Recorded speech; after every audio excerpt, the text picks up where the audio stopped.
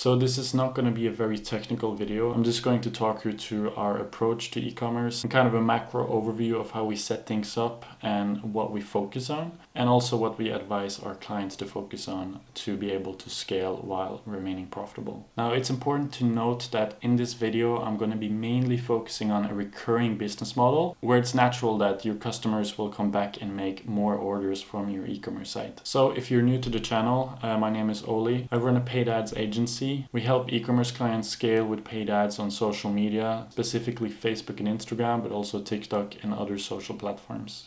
So the first thing I'm going to be talking about in this video is the metrics and the KPIs to focus on and to be very aware of in the beginning stages once you start running ads. We usually get down to a few key performance indicators to avoid being overwhelmed by all the different metrics we can focus on. So the number one thing that we need to know when we start a new partnership with a client is to figure out their break-even ROAS, especially for smaller to mid-size e-commerce brands that don't have the ability to spend a lot of money on ads without being profitable on every new order that they get in. Then it's going to be super important for you to know what's your break-even point. How many dollars do you need to generate in sales per dollar spent in ads in order to not lose money? The formula to calculate your break-even ROAS is pretty simple, but the harder part is to figure out your average profit margin. Now, once you know this, you can basically just put it into this formula and you will know your break-even ROAS. And this will be the ROAS that you should aim for, but one thing that you really need to be aware about right now is that the tracking on Facebook and any other advertising platform is not going to be accurate. So what I highly recommend doing is to focus on the blended ROAS, or what's also known as the marketing efficiency ratio, which shows a blended overview of how many dollars you generated in sales per dollar spent in advertising cost. Another metric that is really good to focus on when you start to grow your business is to try to figure out the maximum cost per acquisition. And the reason is because you want to know exactly how much you can spend to acquire a new customer without actually losing money on that customer. And to figure that out, you need to know the lifetime average profit per customer. Now, once you've been running your business for a while, you can start to look at the historic data and see how often do your customers come back and make another order. Then you can kind of make a forecast for how much each of your new customer is going to be worth on average throughout their lifetime. And when you know how much you can spend to acquire a new customer, you may see that you're actually able to increase the budget that you're currently spending on paid ads and try to outcompete some of your competitors by buying up more of the advertising space on these social platforms. So these are the two most important metrics to focus on when you start running ads in order to stay profitable. Now, for e-commerce, it's really important to divide the monthly revenue into two separate parts. The one is the revenue that's coming from your existing customers, and the other part is the revenue that comes from new customers. The distribution that you see in this diagram right here is just a target, but it's not necessarily how it's going to look for you. It totally depends on your business. But if you're not sure what you should aim for, a good rule of thumb is to aim for 25 to 30% of your existing customers and 75% of new customers each month. Now, one thing that you always want to avoid is to always rely on bringing in new customers every month. The cost of advertising on these social platforms are constantly going up. So if you always need to acquire new customers every single month in order for your business to keep running, then it's basically just going to be a dead end. You want to build a business where your customers regularly come back and make new purchases, so you're not always dependent on acquiring new customers. Now, as you can see here, I have a lot of different ways and sources that you can focus on in order to increase the revenue that you get from your existing customers.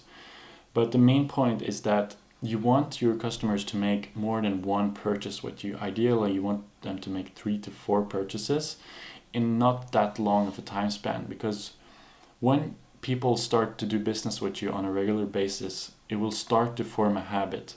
And every time they think of something that you're offering and they're in need of that service or product, they're always going to remember that you are the one that did the last purchase with and they liked the customer experience and the product, so they're going to come back to you. Now, in order to get to that stage, you need to really focus on the methods you can use to remind them to come back to you. So after they do business with you for the first time, you want to initially spend a lot of effort to remind them to come back and make another order. And the most common ways that e-commerce businesses do that is through email and SMS, where you send out a new offer. If you're launching a new product or product line, you will inform them about that through email or SMS. Now there's a lot of things that can be automated here, and if you are e-commerce business in the initial stages, it might feel overwhelming to write new newsletters and SMS offers every month and every week. But what you can do is automate this, set up a sequence. After you have acquired a new customer, after a certain amount of days, you can automatically have emails and offers sent out to them based on what they bought. So if you have some products in your store that go well together, you can send out custom offers that are personalized and customized based on their preferences. So I highly recommend to look through this and think of ways you can automate this, because it can really help you in the long term to start building a brand and having a bigger part of your revenue coming from the existing customers, so you're not always relying on getting new ones. Other ways you can build this up is set up loyalty programs. If you have a really good loyalty program, you can keep customers for longer, and you can make sure that they always choose you when they need to buy something that you're offering. Another way you can do this is to build a community, for example, through a Facebook group. This is something that I've personally done with one of my previous clients, and it gave really good results. What actually also happens when you build a community is that your customers, they help each other get the most out of your product or service. And people love to be a part of a community, so it's also going to be really helpful for building your brand long term. Another really important way to get customers to come back to you is through organic social media posts.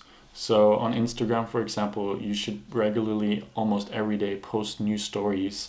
Let them in on what's going on in your business. If you're developing new products, what's going on behind the scenes with your employees, stuff like that. For existing customers, it's going to be really exciting to see actually what's going on behind the scenes in your business, which is going to allow people to feel that they're part of something, which is going to make them like your brand more and come back and do more business with you. For our clients, what we also do to kind of boost this process is we run cross-sales and upsell campaigns on the social platforms. So what we can do is we can set up custom campaigns based on what people bought. So if they bought a product from a specific category, we can then recommend products through ads from another category that goes well with the one they already bought from. So this is just one example of how you can actually draw more revenue and get your customers to come back through different touch points. You can do SMS and email, but you can also do paid ads. And if you do all of these different touch points, it's going to be better for your overall marketing strategy. And for a lot of our clients, we also run retargeting ads for the existing customers that they have, just to make sure that they remember the brand and come back when they're ready to buy another product. Now for the new customers, the main source is usually paid ads or some form of influencer marketing, where you can utilize an influencer's credibility to build trust with new potential customers. And in order to get good results for influencer marketing, that's usually very expensive, so I recommend starting out with paid ads. But once you get to the level where you can start to do more influencer marketing, that's something I highly recommend to combine with your paid ad strategy. Now for the paid ads, we usually find one or two sources that are really good to get in and acquire new customers. So that could be Facebook, TikTok, Google Shopping, or a combination of all of the three. You can also add in more platforms that are relevant for your target audience, but these are usually the platforms that we focus on, and especially Facebook ads that are still really effective for most of our clients. So when it comes to paid ads, there are usually two main sources. You have cold traffic and you have warm traffic.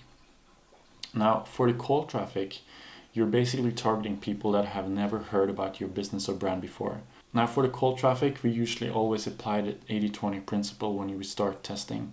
Now for cold traffic, it's really important to do a lot of testing. Finding something that works when you target cold audiences is a whole science in itself. You need to test all of the different variables such as targeting, creatives, hooks, headlines, copy, landing pages, etc.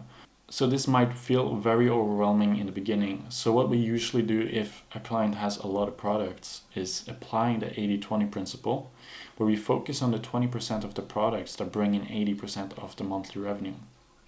Usually when we start a partnership with an e-commerce brand, we see that they have a selected few products that are way more popular than the other ones. So instead of running ads for all of the products, we just focus on these 20% because that's how we get the best possible return on investment. So one thing that are really different from cold and warm traffic is that when you target cold traffic, you're usually targeting a way bigger audience. So when you find something that works for your cold traffic campaigns, let's say you find a creative that works really well and an offer that people are really interested in, and it's good at bringing new customers into your business, then you can start to focus all of your resources and time to create more similar content and more similar ads to what you already made. When you find something that works, you want to stick with it, but you need to change it out on a regular basis to avoid ad fatigue. Now, warm traffic is usually people that are already interacted with your business in some form or way, and that could either be that they already went onto your website without purchasing a product, or they had a look at some of your previous ads, or they went onto your social platforms and checked out your product there. But the main difference is that these people have done a slight bit of research on what you are offering, so they're more aware about which of their needs your products or service fulfill. Now, there's usually 3 things that we focus on with our warm traffic campaigns, and the main thing is to just remind them to buy, because if they went onto your website and looked at your products, chances are something just happened and they forgot to buy your product. Now, the second part is if they remembered it, but they don't feel like now is the best time to buy, they have other things going on, they're busy, what you want to do is to add some sense of urgency in the retargeting ads. You want to make people stop procrastinating and go ahead and take an action on what you're offering. And the third function that is making your warm traffic campaigns really effective is because you want to make people remember your brand and your business when they are ready to buy. More often than not, when people see your ads, they're not going to be ready to buy right away. But you still want to make sure that they remember your brand when they're ready to buy. And this is really effective to do with warm traffic campaigns, because when they are a part of your warm audiences, it's going to be a way smaller audience, so you don't have to pay as much to reach a high frequency. You can basically reach out to these people with your ads more often without it costing you a lot of money. So this was kind of a general overview of what we focus on when we onboard new e-commerce clients. If you found this video valuable, make sure you leave it a like and subscribe if you want to see more similar content. And if you have any questions about this or any questions related to digital marketing, Facebook ads, e-commerce, leave them in the comments below. I'm going to answer each and every comment in as much detail as possible.